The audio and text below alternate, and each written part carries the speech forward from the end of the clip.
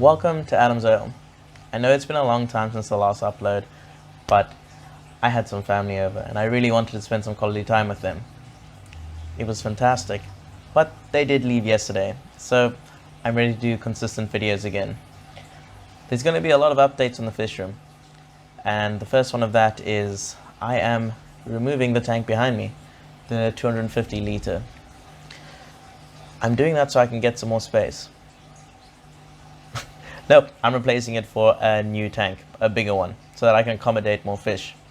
But I will be making a change up, and I will be replacing the fish that are in here.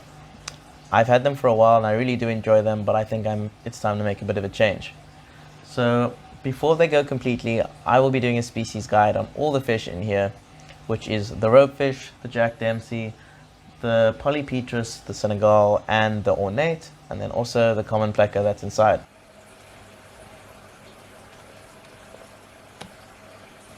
The first species spotlight is going to be on the Senegal Bichir, or the Senegal Polypetrus. Depending where you're from, you could know them for both of those names. Also known as the Dinosaur Bichir.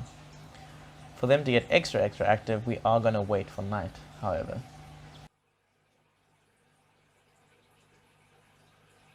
In the clip, you can now see that the Polypetrus are a lot more active. That's because they are nocturnal, they have pretty bad eyesight, and usually rely on their sense of smell to find prey. If you have a few, especially the albinos, you can see this is very much the case.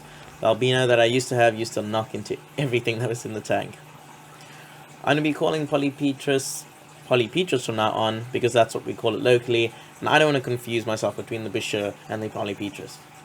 Again, we are focusing on the Senegal, but there are several different types.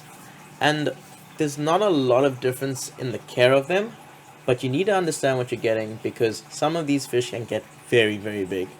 The ornate can get up to 61 centimeters, and the Senegal bikers, I swapped again. The Senegal Polypetrus can be around 36 centimeters. Mine currently are around 20 centimeters, so they could grow bigger, but I've found that all three of them have kind of stabled out at that size. In terms of keeping them healthy, I keep mine at above 6 pH, just above, because that's what comes out of my tap, and I find that consistency helps with all fish. I found them to be very hardy, very tolerant, especially of water parameters. I once had a temperature malfunction, and I think my tank probably was without heat for like 3 or 4 days, somewhere around there, and they survived just fine. They just became a lot less active, and when I noticed that, I saw that the temperature wasn't working. Generally, I do keep them around 26 to 28 degrees Celsius, and they do pretty well in that. You would want to use sand instead of gravel or anything, no pointed rocks, because their sides do very well on sand. You don't want to be too rough on that. I've been keeping mine without much decoration just to give them the space, but if I had to redo the tank, I think I might add just a few more rocks, smooth ones, just to give it a bit of a better feel. Polypetrus are all carnivores, and I have no issue feeding them carnivore pellets, but I have found them to be very docile for a carnivore. They'll eat anything that fits in their mouth, but that's the general rule for most fish. I would keep them with a variety of tank mates. I even kept them with tetras at some point until the tetras stayed the same size and they got a bit bigger, and then I started moving them out. But generally, if you want a long-term fish, I would keep them with catfish. I would keep them with any big African fish. I would even use the South American fish. I've kept mine with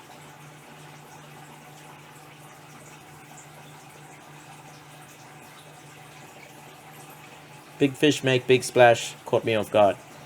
I've kept mine with a lot of South American fish. There used to be an Oscar in that tank, and currently I keep mine with an electric blue Jack Dempsey. But you can do anything with that size range, as long as it doesn't fit in, and as long as they don't beat up your fish.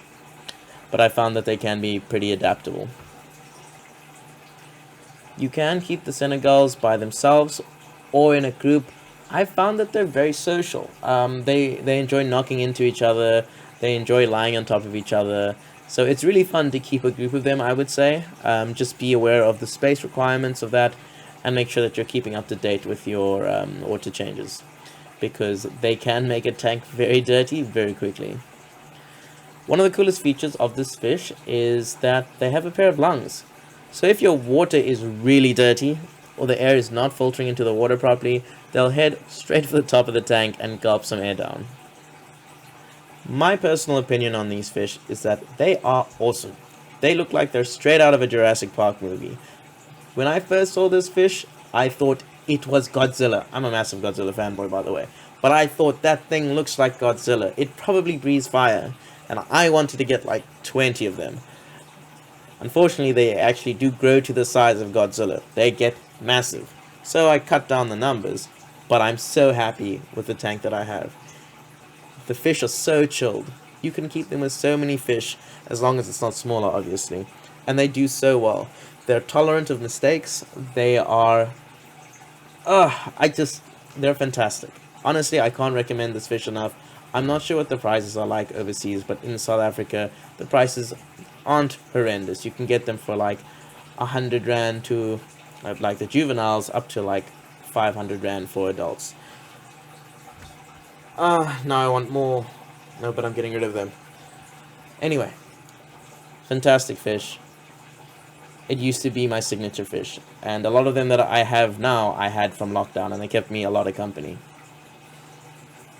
That's going to be it for the species spotlight. I hope you enjoyed some of my stories about them and how to look after them. Hopefully you'll be seeing a Senegal or even a different type of Polypetrus in your tank soon. They're definitely worth making the space for. See you next time.